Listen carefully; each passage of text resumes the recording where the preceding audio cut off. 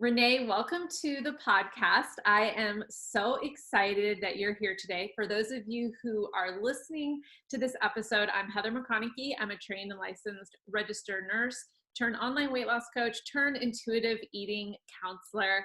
And I am here interviewing my intuitive eating coach, Renee. And I'm really excited to just share her methods, her journey, her insight, her wisdom with you. We're going to be talking about some of my journey, her journey, and how it can help you. So Renee, welcome to the show. Thank you. It's such an honor to be here. So let's get started. Can you just tell us like a little bit about you, your name, where you live, like all the deets? My name is Renee Pl. I live in San Francisco. I've been there for about 23 years. I was originally born and raised in Omaha, Nebraska. So moved from the Midwest to the West Coast, and that's my home now. I love that. I also relate to being a West Coast girl because I was born and raised in Oregon, and then I lived in LA for 6 years. So I spent like the first 30 years of my life on the West Coast. Right. Yes. Yeah. It's a special place to be. It is. It's very unique. Mm-hmm. Yes. Awesome. Well, let's talk a little bit about, how did you get into intuitive eating, both personally and professionally? Yeah, sure. After graduating from college, I followed the kind of typical traditional script of getting a job in the area that my degree was in, which was advertising, it still blows my mind that at 18, I felt like I just had to pick a degree, or a major, so I picked advertising, and now I would not have done that. But I ended up spending 15 years in the corporate world, working for various companies, doing both business to business and consumer marketing. And then when the 2008 recession hit, I was laid off. And after taking a year-long sabbatical to travel and volunteer in different parts of the world, I came back and I was looking for a job on the job boards. At that time, it was like Craigslist and Monster.com. And I just had this stomach ache. I would find all these jobs that I had the qualifications for, but had zero desire to do. And I thought, okay, this is interesting. And at the time, one of my coworkers who had also been laid off when I was, she told me she was studying to become a health coach. And this was a very new thing. I'd never heard of health coaching before. And so I looked into the program and decided to go ahead and do it to see how that felt. I'd always been, or for a long time, really into health and wellness. And so I became a certified health coach, and I started working with clients, and I quickly realized, oh, wow, okay. People don't really need help eating more dark leafy greens. People need help with their relationship with food in their body, myself included. And so then I started exploring additional training, education, and eventually came across intuitive eating. And I slowly started integrating it into my work and saw how my clients were responding to it. And it just felt so right. Like people were just, just like, oh, this is exactly what I'm doing. This makes sense to me. This helps me put words, gives me a language for my experience. And so then I got certified as an intuitive eating counselor, and I've been practicing with that, the intuitive eating framework as the foundation of my practice with my clients ever since. So that's probably been about 6-7 years that I've been doing. Have moved more in towards the intuitive eating realm and away from the health coaching stuff and a more weight-centric approach. Wow, I love hearing that. I also love your story because I feel like it's so relevant to what we're kind of going through economically now. Like you had this recession and you took a sabbatical, which is so cool. And I think it's so valuable, like when challenges do hit, if we have the ability to press pause, even if it's for a week, if we can do a year, great. But like we can press pause and actually reflect on our lives, slow down, we can discover a new path that's meant for us. Exactly. I never in my life thought, ever even considered working for myself, or I just it never even entertained these ideas. So it was a gift to get laid off. Well, and now it's had a ripple effect. I think of all the clients you've helped, but then I think of the difference you've made in my life personally, and we'll talk more about that.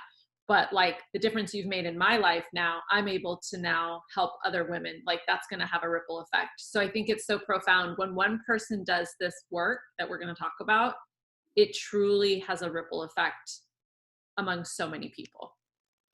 It does, absolutely. I just think about my clients that are in partnerships, how and or are raising kids, the changing and healing their relationship with food in their body, how that changes the relationship that they have with the people closest to them. Yes, yes. Okay, great. So let's kind of rewind. We're talking about the good stuff, but let's kind of go back to maybe some of the struggle bus that a lot of us women have been on for so long, which is kind of the dieting mindset, dieting culture mentality. So can you just share a little bit about your history with dieting? Yeah, I'm fortunate that my mother wasn't a huge dieter. I remember her one time doing Weight Watchers. When I was a tween or maybe a young teen, and I can still see her standing at the food scale, weighing her food. But even though she wasn't a chronic dieter, definitely was a lot of fat phobia and anti-fat bias in the family dynamic, and so that messaging definitely got at home as well as out in the world. Myself, I can remember doing Slim Fast. I can still see the carton of that Slim Fast powder in my parents' pantry, and so I think that was in high school. And I can remember even before high school, probably being in middle school, my best friend from across the street and I, chef salads became this thing.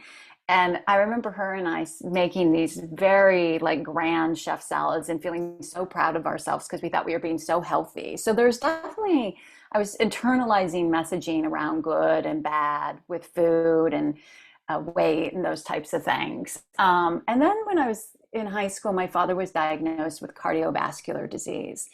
And the approach at that time was to basically go completely fat free. Almonds and even avocados, what we consider the good fats now, were even off limits. And so my whole family went fat free. I can remember my mom experimenting with fat free foods. We ate a lot of angel food cake, which is not my favorite, but, and it was in the name of health, but there was also an underlying weight loss. And so I went into college very much with the fat-free mindset. I ate fat-free for years, or mostly fat-free. Of course, there was some fat in my diet, but definitely all through college, I was eating fat-free yogurt, fat-free cream cheese, fat-free Kraft singles. I remember I had a boyfriend at the time that was just so grossed out. And in my college environment, I was aware of it at the time, but not until I myself more disordered eating. So disordered eating and the young women that I lived with so much, from dieting all the way up to like actual clinical eating disorders. And so I was always I graduated and there was always a focus on I need to weigh less. While I never did an actual formal weight loss program like Weight Watchers or Atkins or anything like that, there was always this sense that I needed to be watching my weight and it would be good if I weighed less. I made a decision after I moved to San Francisco, and I'd been there for a couple of years as a New Year's resolution to lose weight to get healthy. And it was just a handful of pounds that I wanted to lose, and I lost them. And I was getting all of this really positive feedback from people telling me how good I looked. So that to me meant, okay, well, then I should pull the reins in tighter and do more, which meant restricting more, under eating and over exercising. So I was running so many miles a week, and I was just, a friend of ours used to say, ate, like a bird, like nuts and berries or whatever. And it was really just about cutting. I just kept cutting food. And I lost a significant amount of weight. And it went from everybody complimenting me and telling me how good I looked, which was just fueling my disordered eating, to then people, especially the people close to me, being concerned about my weight. But I wouldn't have anything to do with it because I was experiencing all the privileges that you experience, even though I had size privilege before I ever really did this dedicated effort and to lose weight. I still had size privilege. Um, but it's kind of an addiction. And I got very disordered with my eating, and it had an impact. I was not present. My relationship with my partner, my boyfriend at the time, really suffered. I would be late to work all the time because I kept running more and more miles in the morning. And so that went on. And then when I started studying health coaching, I would say my eating became even more disordered, like really veering into orthorexia, which is basically an unhealthy obsession with healthy eating. My health coaching school just gave me all these additional fears around food. And so I came out of that still with somewhat of a disordered relationship with food when I started coaching folks. I So think that's kind of my history in a nutshell. Sorry, go ahead. No, yeah. And thank you for sharing all of that so vulnerably. And I think you bring up a good point that a lot of us who enter into the health, fitness, nutrition, coaching space, we come to it with good intentions. Like we have gotten results perhaps for ourselves, results, or we've seen, changes. And then other people might even ask us for advice. Like that's even how my business started. I wasn't even really trying to start a business, but other people at my gym saw my physique change, but what they didn't see or understand perhaps was like how much restriction that it actually took. And I think that the longer that I worked as a weight loss coach, the more pressure I felt to like constantly maintain my body, maintain my image. Like I never could eat anything that I didn't think was like approved. Like I didn't want to be a hypocrite. So I didn't want to tell my clients to do something, but not do it myself. But like I knew that they needed to cut these foods to really see the weight loss, but that wasn't sustainable. Like it just snowballed into this thing where I was like, this just doesn't feel ethical anymore. So like, I think for me, my diet bottom coming to you, and we'll touch maybe a little bit more on this, was just feeling like this huge ethical dilemma in my business, feeling like even though I was quite thin, when I started with you, still feeling like intense body dissatisfaction, body checking, and then missing food, and then having overeating and binge episodes. Like that was my diet bottom where I was like, I'm ready to change. So like for you, what was your diet bottom, and like how did you know it was time to make a change? Yeah. And I think it was a series of events over time. I do remember hitting rock bottom with my relationship with my body very vividly. I remember I love to hike, and I was driving across Golden Gate Bridge to go hike in the headlands along the coast. And I was getting dressed and putting on some shorts or whatever I was going hiking in, and just got really triggered by my reflection, maybe how the clothes fit. And I remember driving across the Golden Gate Bridge to go to the trailhead and just being so in my head about how much I hated my body. And it's just, how am I going to fix the problem of my body? And I was like, I cannot effing do this anymore. I cannot do this anymore. I'm just so done with how I feel about my body dictating my day, my mood, how I feel about myself, who I think I am as a person. And I was coaching at that time, health coaching. And what it did is I had been entertaining doing some additional training. And I'm like, I'm just going to enroll in this training. And not only for professional reasons, but also because I thought it would personally help me heal my relationship with my body. And it did. It did. Like, so it's been a slow progression. That wasn't the only thing. It's been multiple things. So that's what I remember about hitting rock bottom with my relationship with my body. Hitting rock bottom with food. I don't remember any like one moment, but I can think, I remember I was like examples of like, I used to eat these soy crisps. And they were very low in calories, and that would be my evening snack, and I would count out the number that I was allotted to have. I think it was like 21 or 22 or something for the X number of calories for that serving. And I'd put it in a bowl. And of course, my boyfriend would come through the kitchen and be like, ooh, snack, and grab a handful. And I would be infuriated because I was like, now I don't know how many I've eaten and how many I have left to eat. You've screwed up my whole count. And he was just like, what is wrong with you? I was so just out of my mind about it. And on that same note, there was another time that I'd been eating these soy crisps for a while, and I looked at the back of the package one night, even though I thought I knew the numbers. I looked at the nutrition facts panel, and they had changed the number of crisp that you could eat for the calories. So I don't know, maybe it went from I could eat 22 for X number of calories, and then it was that same number of calories for, I don't know, let's say like 18 crisp. I freaked out. I emailed the company.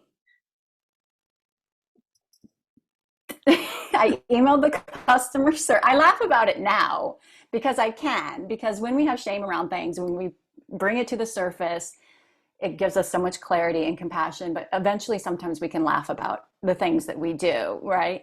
Yeah. I laugh because that poor customer service person that received my email, my rant about how dare you, I felt so misled and manipulated. And this is an example of how disordered our relationship with food can get, that we just act in ways that feel completely out of alignment with who we actually are, with our character. Like when I was restricting, I became somebody that was no longer my authentic self. And so I think of those as kind of, I may not have known it at the time, but looking back now, those were my rock bottoms. For me, it was a very slow progression, and it really, truly, a lot of my healing happened working with my clients, which is one of the advantages of doing this work, is because you're always in the work, right? You are seeing yourself in your clients. So it's kind of like, it's a benefit to the work because it's a constant reminder of the tools, the strategies, the ways of thinking and being that are so helpful for the healing. So I love hearing that, because I think it reminds me, and hopefully everyone, that this is like ongoing work, right? Like I don't wake up and never struggle with body image now that I've, become an intuitive eater and given up dieting, but I have tools in my tool belt to navigate that are really empowering. And I have to constantly kind of fight against diet mentality, diet culture, diet messages. So being in the work and talking about it and having a coach, a mentor, a community, people to talk to about it is so nourishing and healing. Yeah. Yes, absolutely. And I'm so glad that there is no final destination, unfortunately, with this. It's an ongoing practice. I think it does get easier over time, but because of the culture that we live in, none of us are immune to having challenging times with our body, especially because the body's always changing, right? For a variety of reasons. And, I was really struggling with my body a week or so ago, and it doesn't happen nearly as frequently as it used to because I've been doing this work. And I was just like really picking on my body. And I was like, what? And, I looked in my toolbox, and one of the things that I work on with my clients is, when you find yourself fixating on your body, what is going on in your life that is causing you to do that? Because so often when we are feeling overwhelmed, when we are dealing with really challenging emotions, when something is really hard, when something hurts, and there's a lot of uncertainty, or maybe we feel out of control, it's not uncommon for us to turn to what feels familiar. And for those of us who have a history of disordered relationship with food in our body, of dieting, we will turn to that because that is familiar, right? All of this stuff over here that there's a lot of uncertainty about, I don't know how to handle, but this I know how to do something about. because I've been here before, maybe many times. And so I was able to be like, okay, why am I obsessing about my body? What am I avoiding by focusing on my body? How am I using my body to cope with something? And I recognize, oh, I am trying to be with some really challenging emotions right now, with some family stuff that's happening. And that is why I keep focusing on my body, doing some body checking, feeling not so hot about my body. And just knowing that helped me be like, okay, have so much compassion for myself, have so much understanding, like, oh, this is what this is about. It has nothing to do with my body, but I'm using my body as a way to cope, right? Yeah, that's so powerful and insightful. And we've talked about this too, about how, when I was a weight loss coach, I would notice that clients would come to me like after traumatic events in their life, like their dad would have died, or like a family member would have died, or they would have lost their job, or going through financial struggles. Like they would come to me with traumas, and sometimes they would also come to me with positive life changes, but still very challenging. Like I just had a baby, or I just got engaged, or things like that. And I started to notice that these moments were when people were coming to me. And we talked about that when we did work together about, yeah, it's like a coping tool. It's a way to feel in control when we feel out of control. Exactly. Yes. Yeah. I can't fix what's happening over here, but I can try to fix my body. There's a roadmap for that. We've been given a lot of them, right? And we've been sold the idea that if I just fix the problem of my body, then everything in my life will be better. Right. And to be fair, that is true for folks that especially are in very large or higher weight bodies, because we have so much stigma and discrimination and bias in our culture around body size that it's true that life is easier to navigate because we live in a world that is designed for smaller bodies. So it makes complete sense why that feels like it's the solution, even though the research shows that 95% or upwards of people that lose weight will eventually gain it back. Yep. It's important to have understanding and compassion for why people turn to weight loss, because that's what we've been told to do. Right. But certainly those life transitions, those life events, life hardships can have us move in that direction as a way to feel a sense of hope, to feel control, to preoccupy ourselves. Like, I'm going to preoccupy myself with this over here so I don't have to think about this stuff over here on the, so. Yeah. And I've shared with you, and we've kind of talked about this, but how like I was single when I started working with you, and I really was under this, I think it was like an unconscious thought. Like, I don't think I would have consciously admitted to thinking that thinness would attract my dream partner to me. If my body was just a little more perfect, I would attract the right partner.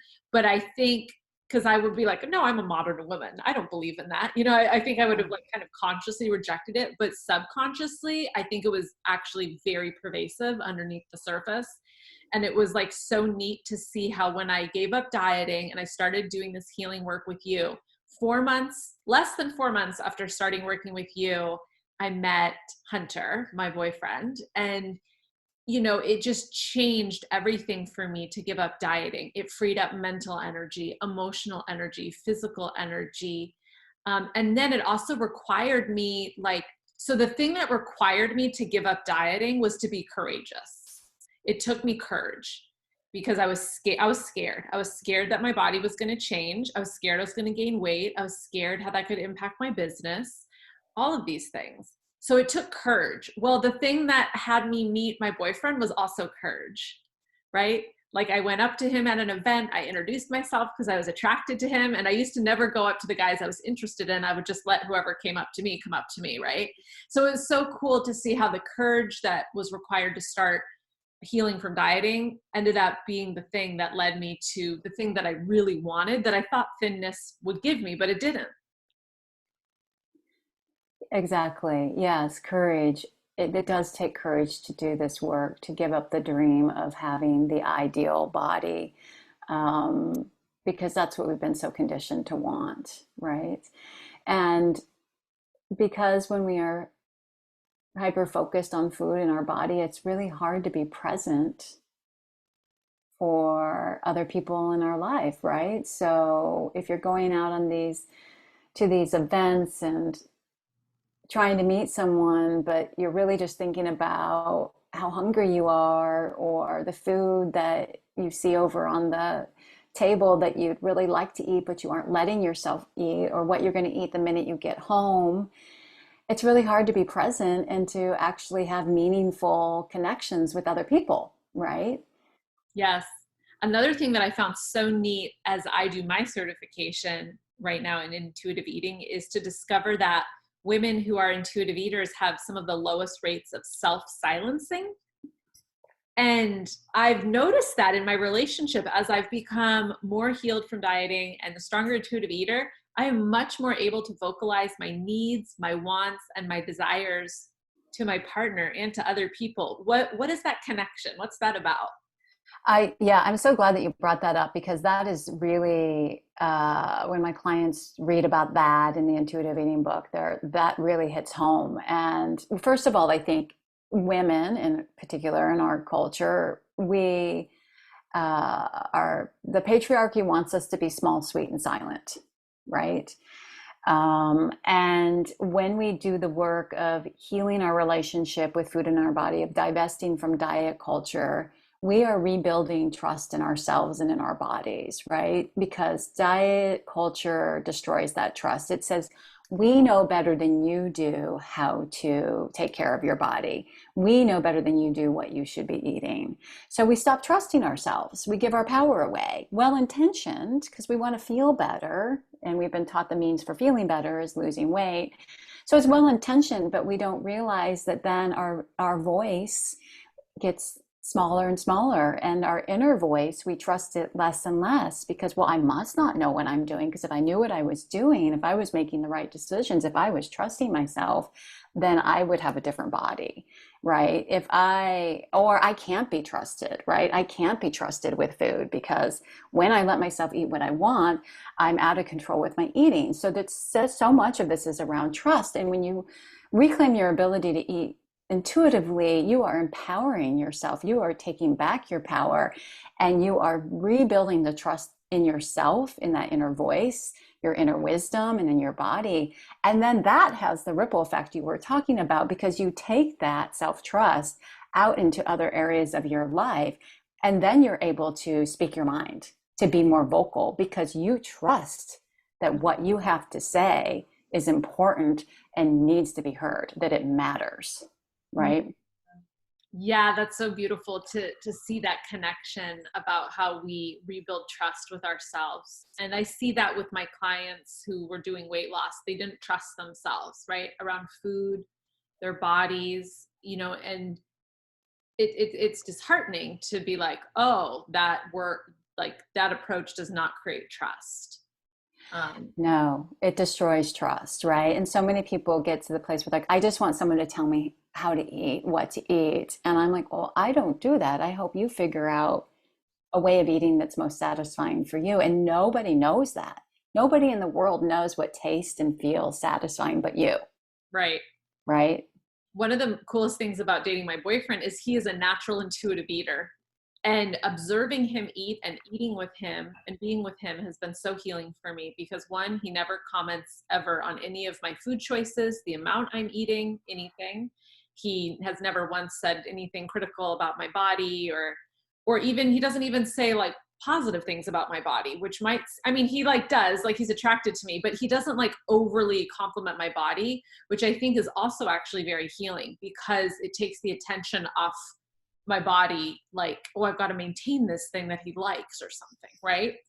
And just watching him be an intuitive eater really helped me. Like, I learned how to like, oh, he's not eating anymore because he's full. He stopped eating because he was full. What a concept, right? Like, or like, oh, he's not going to eat that because he doesn't like it. Like, he's not going to force feed himself. I just had him over for breakfast actually before we did this interview, and he was like, yeah, I'll have some toast and eggs. So I made him toast and eggs. He ate the eggs, one piece of toast. He's like, he ate some fruit, and then he was like, oh, I don't want this other piece of toast, you know? And like my mind in the past was, I eat everything on my plate, right? And how does dieting contribute to that clean plate mentality? And then like, how do we move past that? Yeah, what you're describing about Hunter is there's just you're observing such a sense of ease around eating. And that's likely in his case because he has never engaged in dieting and food restriction. Yes. Maybe didn't grow up in a household where that was prevalent. So the cleaning your plate can happen for multiple reasons. And I want to make sure that I say up front, there's nothing wrong with cleaning your plate. If that's exactly what you want, right? Because I think we can also get today. I cleaned it, but yeah, because I think we can get, and I think I used to be this way that like cleaning your plate, the Clean Your Plate Club was not a club you wanted to be in, but and so then there can be some shame or I'm doing this wrong if I am eating everything on my plate. For me, cleaning your plate, and this is true of a lot of my clients, especially of an older, a little bit older generation, is that I grew up with, a father that lived through the Depression. So you ate everything. Yep. Same. Because food was scarce. Yep. And so I grew up in a clean your plate household. The challenge with getting that messaging as a child is we learn to override our cues to maybe please our parents. The parents are well-intentioned. They want to make sure we're nourished, that food isn't wasted. But we may sense fullness. But if we're being told we need to eat everything on our plate, then we will override that fullness cue to meet somebody else's expectations. Or if the messaging is you have to eat everything on your plate to get dessert, right? Then again, it's like, oh, I'm going to be overly full and gag down this food I don't want because I really want the brownie or whatever it might be. So that messaging can start very young. We will also clean our plate often if we aren't eating enough. So a lot of my clients struggle with eating at night. They feel like I do so well throughout the day. I'm in control. I'm good with my eating, but come nighttime, everything feels out of control with food.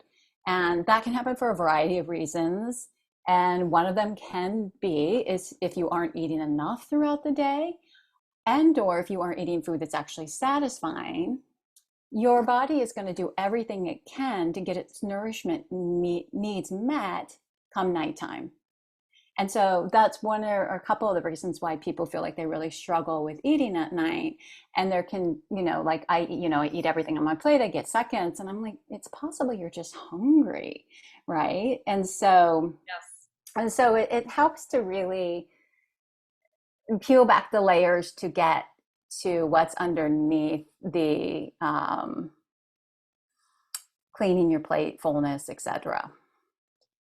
Yeah, what I love about intuitive eating is it's really about like tuning into yourself and finding out what's going on for you. Like there's multiple reasons why you might be overeating. There's multiple reasons why you might be snacking late at night. Like it's not just one thing. Let's unpack this. Let's look at this. And discover what's going on for you. So I want to transition into talking about, what some of the hardest parts of the intuitive eating journey is. I want to hear what was the hardest part for you. For me, I'll just share really quick. It was the habituation process. Right.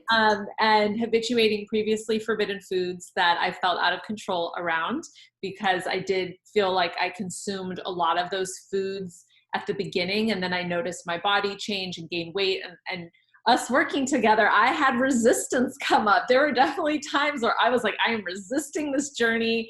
Yeah. I don't want to do this. I want to go back to counting macros. I even like did that for a short time while we were working together. And then I was like, nope, this really doesn't work. So can you share, what was the hardest part of intuitive eating for you? Or what do you find is the hardest part of intuitive eating for your clients? And then like, how do you help them navigate that? Yeah. First, I want to go back when we were talking about the nighttime, struggling with eating at night. There's going to be times when we eat until we're uncomfortably full. And it's so helpful not to demonize that, right? And to see that as I'm doing something wrong. And that's one of the misconceptions about intuitive eating is that it's a hunger fullness diet, meaning you only eat when you're hungry and you always stop when you're perfectly comfortably full. But we're human. That doesn't always happen. So it's important to not get into this really black and white thinking because dieting is very black and white. It's very linear. It's very binary, and intuitive eating is not. And just like you just shared, like you went back and and we're counting macros. That happens, right? It doesn't mean that you failed or you're not doing this right. It's not. It's this. There's going to be starts and stops and unexpected turns throughout this work, and sometimes clients need to have that experience of going back and engaging in diet culture and the diet mentality to really see that, oh, okay, this is not for me anymore. I cannot do this. I've had a taste of freedom and I can't go back to this restrictive rule following place.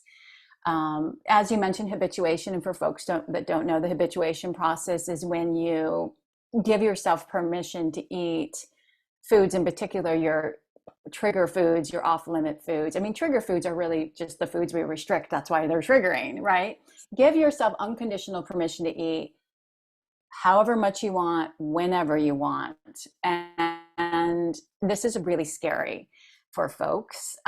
So when I'm working with my clients, we'll make a list. What are all your forbidden foods? What are the foods you feel afraid to have in your house? What are the foods that you feel you're out of control with? And we'll start with one. And it's usually helpful to start with one that feels less triggering.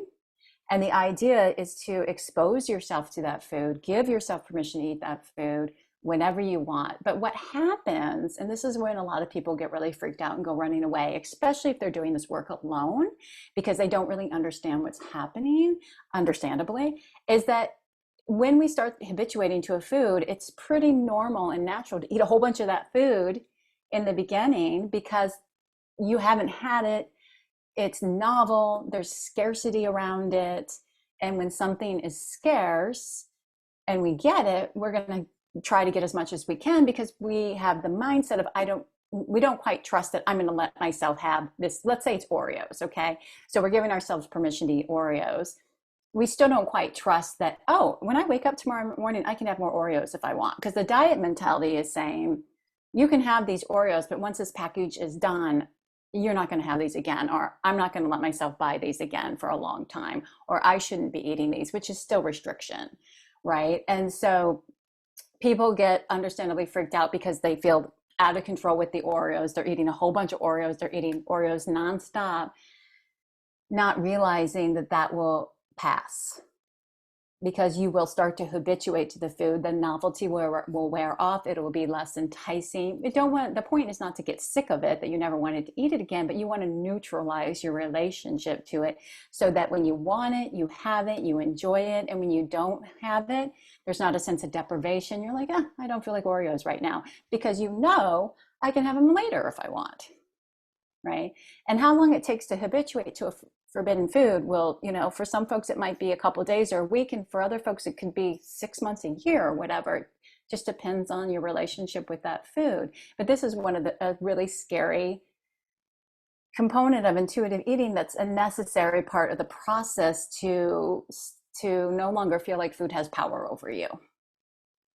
Yeah, and I love what you said, that it's challenging to do it on your own, because I think that if I had tried to do intuitive eating on my own, like if I had just gotten the intuitive eating book and tried to do this on my own, I do not think I would have made it through.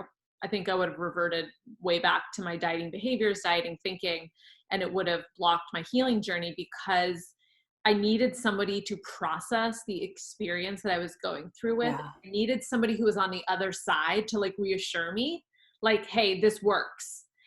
And it's like anytime you try something scary, like you want to go bungee jumping or you want to jump out of a plane and it scares you, well, like it helps to strap on to somebody who's done it before, right? So they're like, I got the parachute, like, okay, they did it and survived. I can trust them. And I think that was what was so valuable for me working with you, was that support and being like, oh, she did it, I can do it too.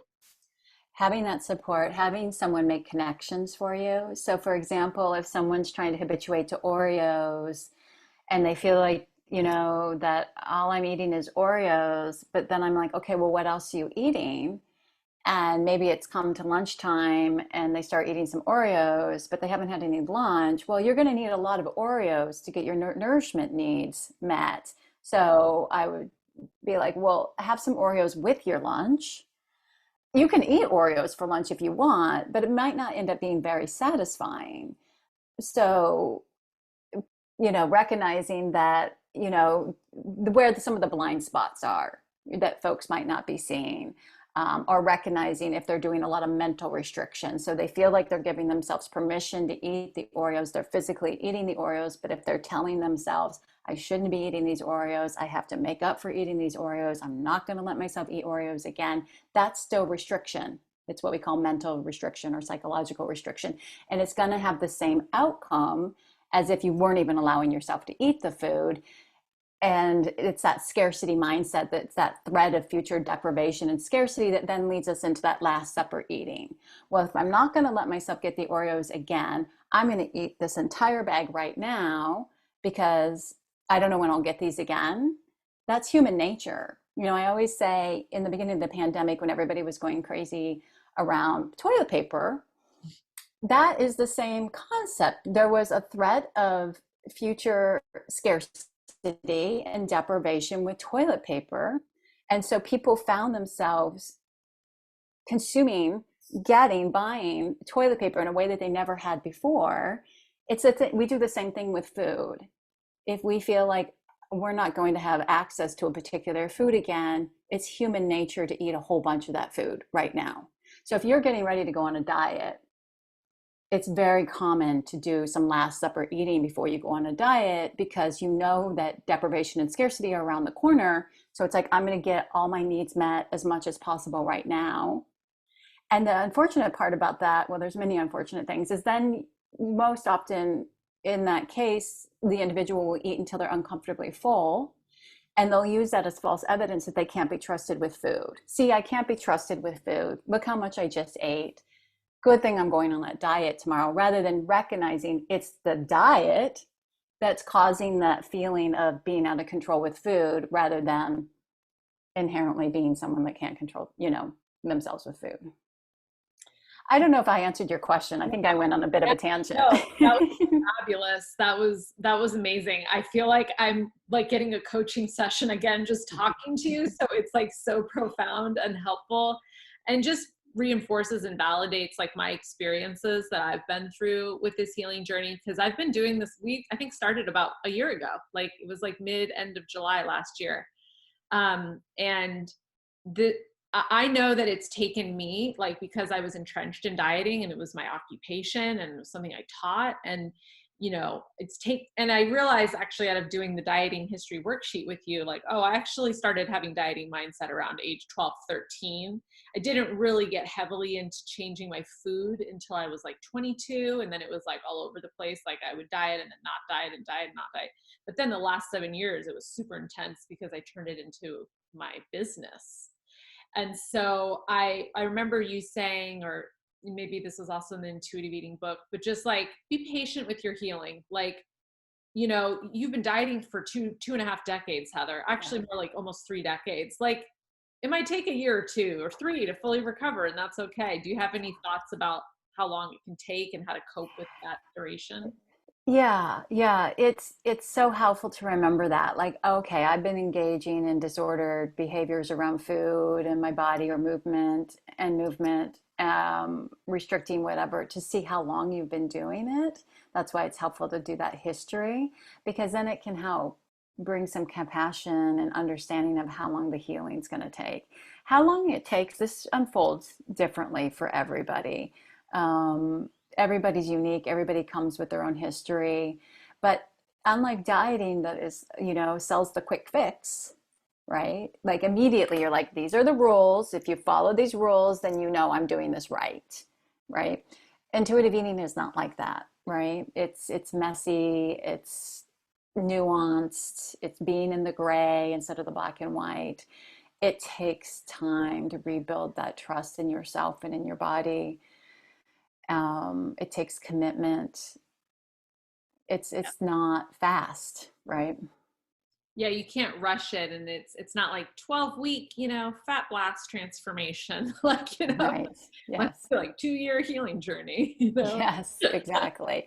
And it's an ongoing practice, like we talked about in the Yeah. beginning of our conversation, that because of the world we live in, we are constantly swimming in this toxic stew of diet culture that's always going to be challenging our relationship with food in our body. Although I have to say, one of the things that's really lovely about intuitive eating is once you rebuild that trust and confidence in yourself that you know how to feed yourself, how to nourish yourself, it's just noise you don't even pay attention to. You're not tempted by the next plan or program that comes along. You may in the beginning for a while because you still haven't built that trust in Yeah. yourself. But now it's like, no, I'm good. I got this. So we've talked about some of the challenges of intuitive eating, but there's so much joy and amazingness that can come out of intuitive eating. What would you say is one of the best parts or the most joyful parts of the intuitive eating journey? So many things. One of the things that brings individuals to me that they walk away with is just, and we've touched on this, is just freeing up so much more time and energy and headspace for more meaningful and fulfilling things, right? Like your world opens up when you're no longer hyper focused and hyper vigilant on food, your body, your weight. We've been so taught to be terrified of having fat on our body instead of being terrified of wasting our lives Mm, trying to have a body we were never meant to have, right? yeah. Really, that it's diversity. We're so willing to accept the idea that some people are just naturally thin, but we aren't so willing to accept the idea that some people are naturally fat. I mean, this is diversity. It shows up in every realm of nature. People come in all shapes and sizes. It's a very natural thing, and we would benefit so much from normalizing that. We put bodies on a hierarchy based on many different things: size, shape, age, race, color, ability, gender, sexual orientation. And it's so harmful, right? Rather than just all bodies are good bodies, right? So freeing up all that time and energy and headspace is huge. Being able to be so much more present in your life, like we talked about, like being present out to eat with your friends and you aren't preoccupied with how many grams or calories or points are in a particular food, or not, being worried about eating too much or whatever. Just not really being able to be present and engaged with the people around you is huge. Those are some things that come to mind. Just that freedom, the liberation that comes when you do this work. I love that. Yeah. I mean, I've shared about how like I had more free time to like meet my partner. I've also been rediscovering like old interests. Like I signed up for a creative writing class this fall because I used to love writing. Before I ever started dieting, I wanted to be a writer. And I was a journalism major and I wrote for the paper and I always dreamed of being a writer. I took creative writing classes. And then that dream just kind of died. Yeah. So I think like getting reconnected to your inner child, like what you really enjoy in life. And then also like for me, one of the biggest joys was like rediscovering food. And I think that was one of the things that I told you when I first reached out to you was like, I missed food, right? I feel like you Yes. reminded me of that. And I I like love food. I'm a foodie. Like I just love food. I love to cook. I love learning about the chemistry of food and cooking, but my eating had become so restricted to maintain my thinness that I had achieved. I like had to not eat sugar. I had to not eat flour. I had to not drink sugar. I had to be very restrictive that I was missing out on the joy of cooking, the joy of restaurants, and then when I would go to those things, I'd go to a restaurant, I would overeat because I had been so restricted. And then it would reinforce my ideas that I couldn't be trusted around sweets or foods, or I couldn't bake things. So that's been one of the most joyful things for me, is just like getting reconnected to like the joy and pleasure of eating. Yes, I'm so glad that you brought that up. that, it's really hard to take pleasure and satisfaction in your eating when it's tainted with guilt, with shame, with food rules, with I shouldn't be doing this, I should be doing this, I have to make up for this. And in the example of going to the restaurant that we both talked about, it can get to a place where we just don't even go out anymore. That certainly happened to me. It just felt too risky. They won't have food that's on my plan. I might lose control. I know I'll be preoccupied, so I won't be able to really be engaged, and that doesn't feel good. So I'm just going to stay home. It feels safer to stay home. So our life becomes very contracted and small. Yeah.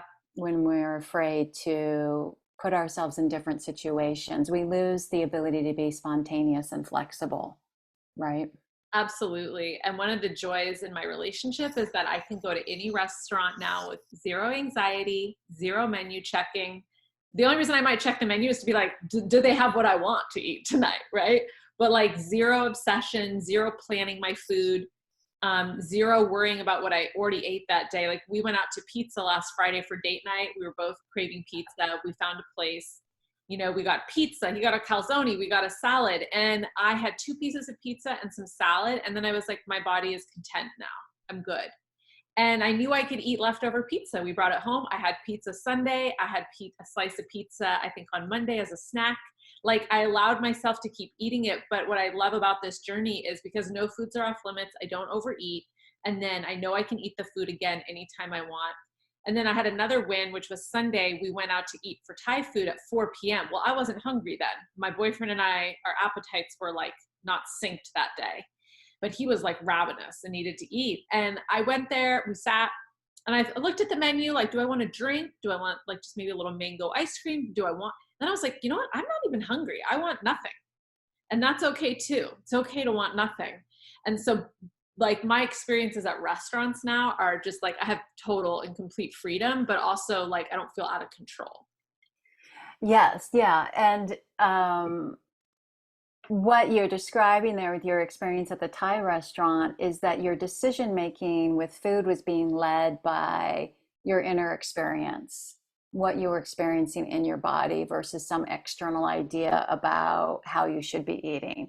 Well, it's 4 o'clock. It's not the right time to eat. I just ate lunch 2 hours ago. I shouldn't eat already, whatever it might be, right? And so that's what happens when you eat intuitively, is that you are mostly guided by your hunger cues, satisfaction, fullness cues. There will, of course, be times when we eat when we're not hungry, either just for pleasure or for practical reasons. Maybe you're getting ready to go into back-to-back sessions with a client. You're not hungry now, but you know you're going to be hungry in 90 minutes and won't have time to eat. So if that's self-care, right, is going ahead and eating so that you don't get ravenous and lose focus while you're working with a client, right? Yeah, I love what you said, that it's not a hunger fullness diet. There's so many tools to it. So like practical hunger. So I've implemented that tool too, being like, okay, I'm about to get on an airplane. I'm not going to be able to eat for 4 hours. I don't like cookies they give me. They make me feel sick. Okay, what's going to actually make me feel good? To eat my little egg burrito or get some egg tacos before I get on the plane, right? Or alternatively, I love what you shared earlier, like overeating. I remember something you always said to me as I healed, which was overeating is part of normal eating. Like Yes. it's okay to some, it's like, it's part of it. It's going to happen. And like Sunday I was eating popcorn, watching a movie. I was like feeling very happy. I was enjoying the popcorn, the whole experience. And I didn't actually finish the bag because I was like, okay, I'm full now, but I like overshot it a bit. So then Yeah. I felt a little too full 20, 30 minutes later. But I was like, oh, that's okay. Overeating is part of normal eating sometimes. And like, Yes. no big deal. Yeah. I remember you always told me like, even if I feel uncomfortably full, like it'll pass in an hour or two. Like, Yeah. Yeah. Sometimes it passes in 20 minutes, right? But what right. prolongs our distress, our suffering, is that mental rumination about, I did it again. I can't believe that. What's wrong with me? I need to get in control with food. And, you know, all of that judgment and criticism prolongs our discomfort, our distress, rather than just being like, oh, okay, I'm a little uncomfortably full.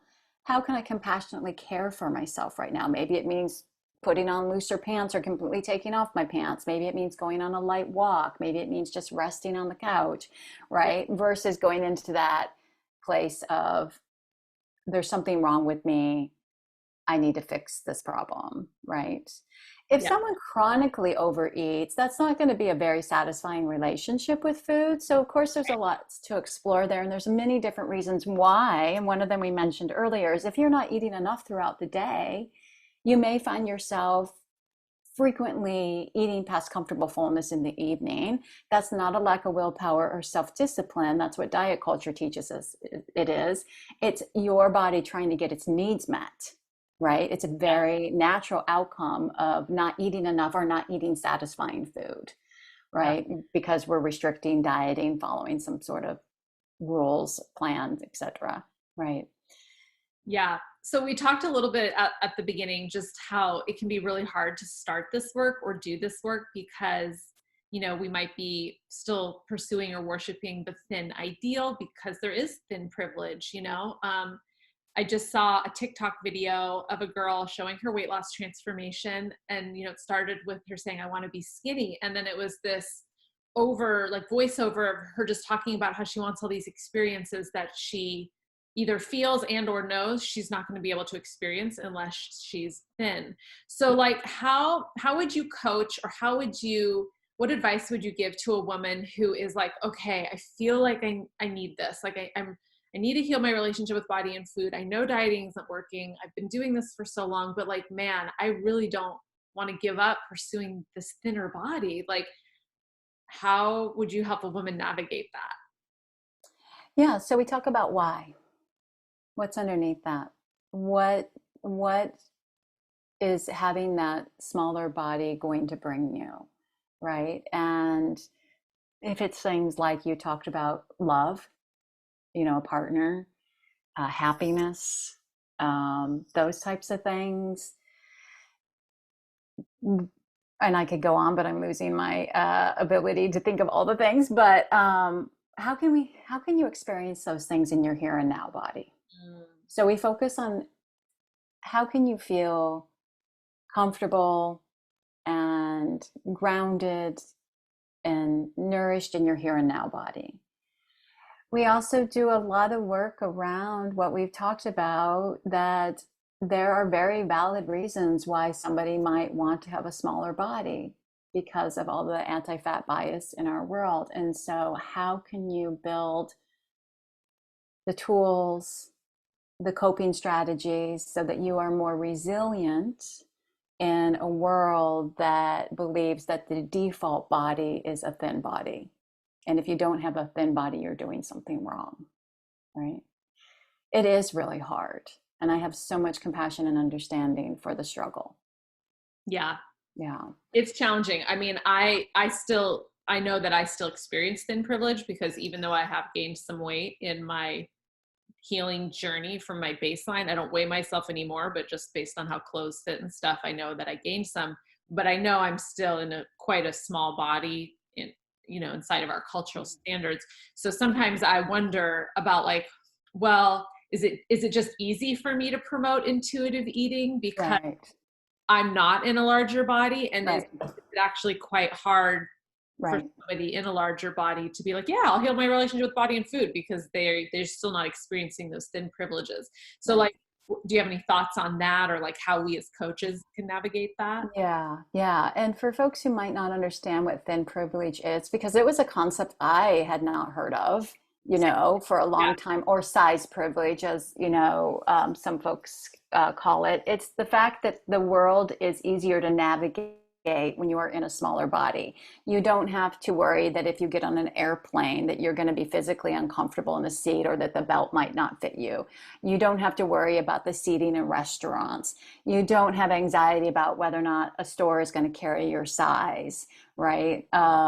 You don't face discrimination at your job or in the healthcare system, which has so much weight, bias, and stigma. You don't go to the doctor with a sore throat and they tell you that you need to lose weight, rather than just prescribing you the care you need for your sore throat. So that's what it means to have thin privilege. The world is easier to navigate because of your size.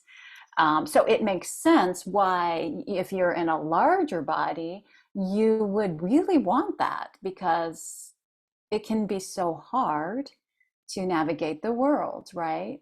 And so, one of the things that's really I find helpful, because I have size privilege, is to introduce my clients to as many people as I can that are doing this work, that the fat activists, um, that can speak from their lived experience of being in a larger body.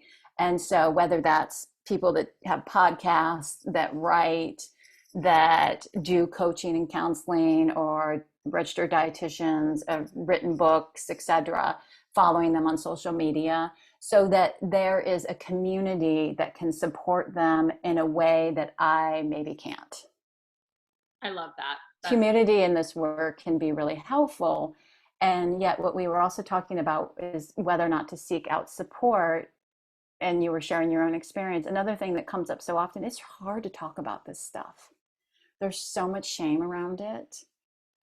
This is stuff that most people don't talk about with anybody. Maybe somebody sneaking food, eating after when their husband goes to bed. I used to do that with my boyfriend, or doing a lot of body checking, or feeling a lot of anxiety about um, going out to events. I mean, I used to, when I was in the corporate world and really into healthy eating, I had an identity as a healthy eater. So I was restricting and had this identity of, people saying, oh, you're so healthy, you're so good. That's, you get put on a pedestal. So it's hard to break away from that. I would, there'd be cookies left over from a meeting in the break room, but I wouldn't eat them in front of anybody. But you better believe when no one was looking, I dumped half the plate in my bag and went home and ate them that night after my boyfriend went to bed. So this stuff is really hard to talk about, or when you're on your own, when you don't have a safe and trusting space where you can share this stuff that you struggle with. absolutely. Well, I'm so just happy that I found you. I think I found you. Do you remember how I found you? Was it a podcast or your? I know I found your website. I can't remember how I stumbled on your website. I might have just Googled I'm intuitive, not sure. Yeah, but I'm so glad that I found you. I am too. And I just appreciate the work that you've done personally to heal, and then the work that you've done to help other women heal, because it continues to have a ripple effect. So if somebody wants to find you, connect with you, work with you, where's the best place to do that? Probably checking out my website, because it gives you a good sense of my approach. There's a little bit more background around intuitive eating on there, a lot of clients that have shared their experience, and I have been writing a blog for like 11 years now. So, but I feel like that when people visit my website, they tell me that it gives them, like, I feel like you understand me. You Mm, understand the struggle. yes. Yeah. Yeah. I think I had the same experience again going to your website. Yeah, there's one thing I just want to add about the size privilege stuff. That it's that we live in a culture that makes us think our body is the problem. From a very young age, we start internalizing this messaging that if we don't have if our body doesn't live up to the thin ideal, then we're somehow deficient, we're somehow falling short. But in my work with my clients, I help them see that your body is not the problem, our culture is. You don't end oppression by changing the oppressed community, Mm, right? So you don't end the oppression. While I very much understand why someone would want to experience size privilege if they don't currently experience it, makes total and complete sense. You don't, losing weight is not how we change the culture, right? I completely understand it and I respect it, and everybody is on their own journey, and I believe in body autonomy. And if someone wants to go on a diet, that I'm totally fine with that. But what I do feel is that they should be informed of the potential negative outcomes of that particular diet, which the diet companies never do. They don't tell you that there's a 95% chance that you're going to regain this weight, and up to 2/3 of dieters gain back more weight than they lost. They don't tell you that you're going to have a lot of stress and anxiety around food and be preoccupied with food. They don't tell you that you're going to be scared to socialize. They don't tell you that you're going, they just don't tell you. You're not, so it's not, it doesn't give you the opportunity to really make an informed decision. And so that's where the unethical part as well comes in. It's like, okay, this is what might happen, just as if you were doing a drug, a prescription drug. These are the potential side effects of engaging in this product, this plan, this program. And so I don't know if that would necessarily stop people, because the desire is so strong, understandably, but it's important that people know that this may happen. And when people come to me, they typically have had that experience, their own lived experience of, this is what happens when I diet, I weight cycle, I yo-yo, I just can't do it anymore.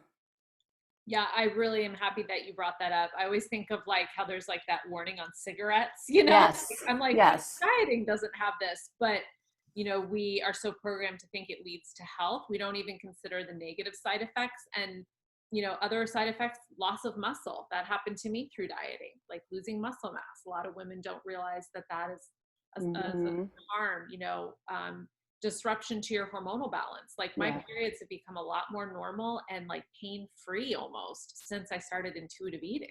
Like I'm like, wow, this is amazing.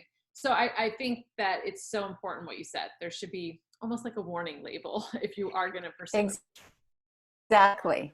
Yes, exactly. That these are the potential negative side effects of, and any diet will for most folks lead to short-term weight loss. But very few diet companies, if any, we just don't have any research at all that shows that a particular way of eating will lead to long-term weight loss. There just is no research, right? That shows that. We just don't have a way. Even folks that might choose to do bariatric surgery, which again, I completely understand, many of them regain the weight, right? And so, so it's important to understand what the risks are in engaging in these programs. Absolutely. Yeah. Well, let's finish up with some fun food questions. Okay. You're down. Like, just because I think it's so fun to celebrate food. So what is your favorite dessert or sweet treat? I would say chocolate chip cookies. And this actually, this story popped into my head when we were talking, when I was sharing about the soy crisp. I worked with a healthcare practitioner, a naturopath, a number of years ago for some health challenges I was having. And she prescribed a number of food dietary restrictions. One of them was to be gluten-free. And I remember being at a family gathering, which didn't happen very often, with all my siblings and their families and parents and such. And my mom had brought her chocolate chip cookies, and I wasn't eating them because I was gluten-free. And I just remember thinking, wow, okay, why am I gluten-free again? Because I didn't feel any different. I think I had been gluten-free for a number of months, if not a year by this time. I didn't feel any different eating gluten or not eating gluten. And here I was missing out on this opportunity to share this special treat that my mom loved to bake and that I always had loved, and I wasn't eating them. And I remember thinking, she's not going to be around forever. I'm not going to have that many more opportunities to eat my mom's chocolate chip cookies. And food, it can be such a source of connection and community and love. And when we get into this place where we're restricting a lot of our food, we miss out on that.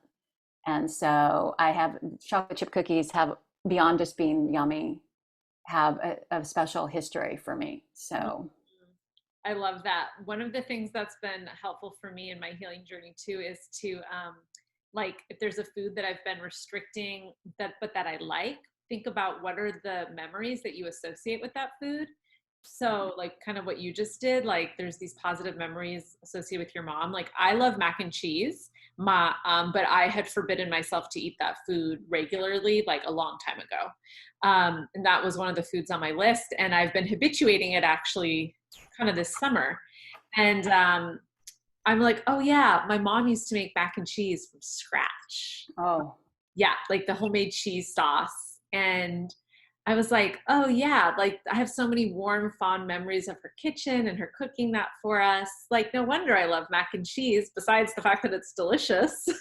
And so I love that you said that. Like, food creates ritual and memory and moments and traditions. traditions and culture. And Hmm.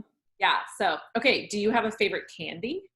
You know, I'm not a big candy person. I certainly was when I was younger, and I think one of the reasons is because I have sensitive teeth, Mm, and so candy for a lot of candy gets stuck in your teeth, and my gums and teeth are really sensitive, so it's not a yeah, satisfying experience to eat it.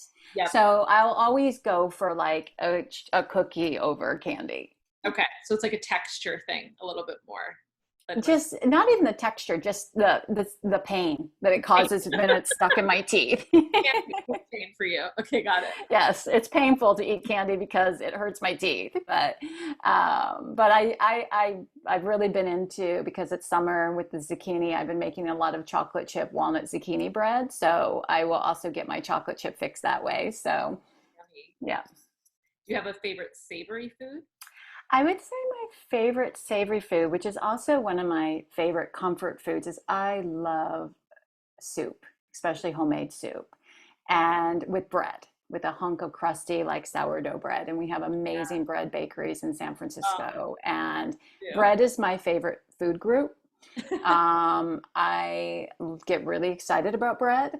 And I remember when I was restricting many years ago, I was looking for every way I could to cut out bread. And I remember telling myself, because I was creating, I had all these food rules, you can still eat soup, but you can't have bread with it anymore. And taking out that element of dunking a hunk of crusty bread into, which is like the ultimate Yeah, comfort and satisfaction for me, yeah. that is definitely my favorite savory food. And because it's never very warm in San Francisco, I eat soup year round. And I just made a huge pot of corn chowder the Ooh, other night. That was absolutely delicious. So that is my favorite savory food, is soup. My favorite comfort food, my favorite savory food. It's just so nourishing. I'll eat soup and bread for breakfast. It's just wow. Love my that. favorite. Yeah.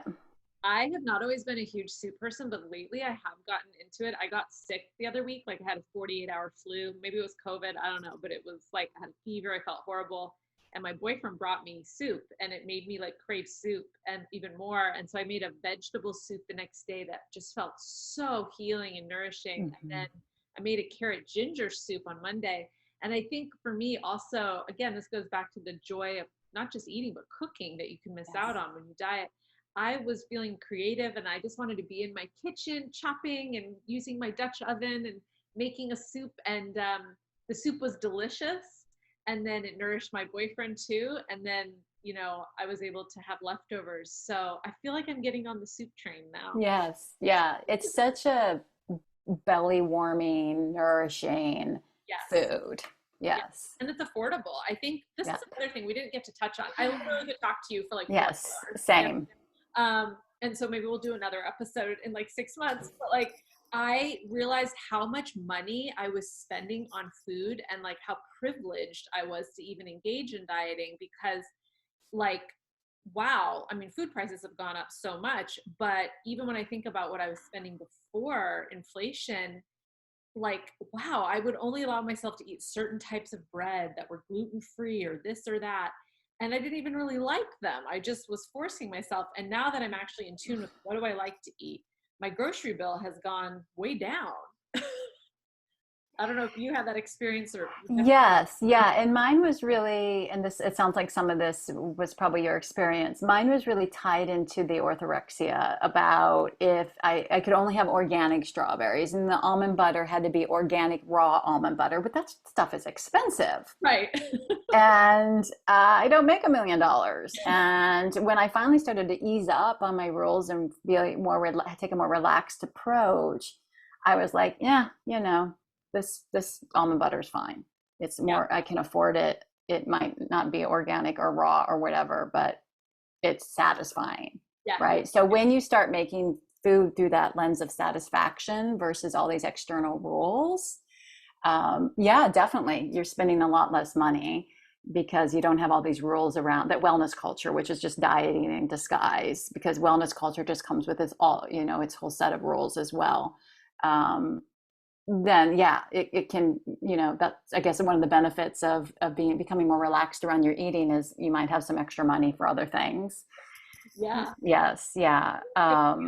If I don't want to eat something, like if I try something and I don't like it, I think I used to have a scarcity mindset too. Like, even though I didn't experience food scarcity ever in my like childhood or anything, I also grew up with a dad who was born right at the end of the Great Depression. Like he still saves like margarine containers as Yes, healthcare. yes, yes, yeah. And like would save like the tiniest bit of leftovers and put it on a plate in the fridge. And so I think that unconsciously I kind of took that mentality into my eating. And I just want to be like, don't throw it away. Like I'll eat it. But then I started to discover like I don't actually like that thing. And with not trying to be wasteful, but in Right. general, just giving myself permission. If I really don't like something, like I can throw it away. I do not have to eat this. Yeah, throw it away, compost it. And I want to say on the note around it's fine to have preferences and values around what type of food you like to buy. So if you prefer to buy organic, whatever, and you can afford it, and that's a value of yours, the problem is when you become so rigid that, let's say, for example, you go to buy the organic almond butter and the store's out of it, you won't let yourself get the non-organic, right? When you just don't have the ability to be flexible, that's when it really becomes problematic. But it's totally okay to have certain values around what food you prefer to buy and eat, but being aware of when it becomes very rigid, very black and white, when it prevents you from buying something, from eating something, right? Because in the scheme of things, what we eat doesn't have really a huge impact on our health and longevity in the way that we've been taught it does, Yep. right? And so your social determinants of health are going to have a much bigger impact. Right. Job security, financial situation, the neighborhood you live in, the level of if you have any access to healthcare, those are going to have a much bigger impact, and genetics, than whether or not you're eating the organic almond butter. Right. Totally. Right. I think having come from healthcare, as my initial job and career as a nurse, I think I was under the illusion that food could do a lot more to heal, quote unquote, illness. And it's so easy it's almost like we've swung from one pendulum to the other, right? It was like we swung from like, doesn't matter what you eat, like just take medicine, to like this other pendulum where it's like Western medicine sucks. Like you just need to eat organic to heal your cancer, And it's like, wait a minute, like Yeah. it's somewhere in the middle. There's like a Yes. fusion of things. Yes. Yeah. But I think it's so important. I was listening to a podcast with another intuitive eating coach and a dietitian who specializes in like diabetes care. And she's talking about how like, you know, for some people, like changing how they eat might not affect their diabetes. And they need medicine to control their blood sugar. And blood sugar control is the most important thing with diabetes to prevent vascular issues, to prevent neuropathies, blindness, having foot amputations, all things that I saw as a nurse as complications from diabetes. So I think it's so important that we don't overly ascribe like causation to food as the like main determinant of health. And we understand that many other determinants of health. Yes, very well said, very well put. I'm not dismissing it as something to consider, but as you've said, we've overemphasized it, and we live in a culture that conflates weight and health. When you can be in a larger body and be perfectly healthy, and you can be in a smaller body and not be healthy. Yep. So We had a marathon runner once when I worked in the ER who like had a massive heart attack while running. yeah, it happens. Like, I think we grab onto these behaviors, like what I'm eating and how I'm moving, because it gives us a sense of control over the fact that like we are mortal and like our bodies are decaying and like we will die. Like, that's just kind of like the truth. And so I know for me that I think I grasped onto that as a way to cope with like those uncomfortable truths at times. Yeah, and as we were talking about, when this becomes disordered, and if we're like trying to prevent ourselves from dying or getting some particular health condition, but yet we aren't really living in right now because we're so preoccupied with the food and body stuff, then what's the point? Yeah, Right? totally. You made yourself live, what, 3 years longer, but you were miserable. Like, Yeah, you weren't really fully living, you know, because this stuff had taken over your life, which it can so easily do. yeah. Renee, thank you so much for today's conversation. You were an amazing guest. I know this is going to go down as one of my all-time favorite interviews that I've ever done for the podcast. I'm just so grateful to you personally and professionally for how you've helped me. And I really appreciate your time today and your generosity at sharing your time and wisdom and personal experience with the audience today listening. And y'all should definitely go check out Renee's website. I will put the link in the episode description below so you can go check out her website and connect. She has an awesome newsletter, so definitely sign up for her newsletter. And yeah, any parting words or thoughts, Renee? And I just want to thank you for this opportunity. I could talk to you about this stuff for hours. I'm very passionate about it. My primary intention is to help alleviate all the unnecessary suffering that we experience around this stuff because, you know, the world gives us plenty of stuff to suffer about. This should not be something that we suffer over. Being afraid to eat bread should not be something that is a part of our lives, right? So I just appreciate this opportunity and I hope we can connect again. Definitely. All right. Thanks for listening, y'all. And I will talk to you again soon.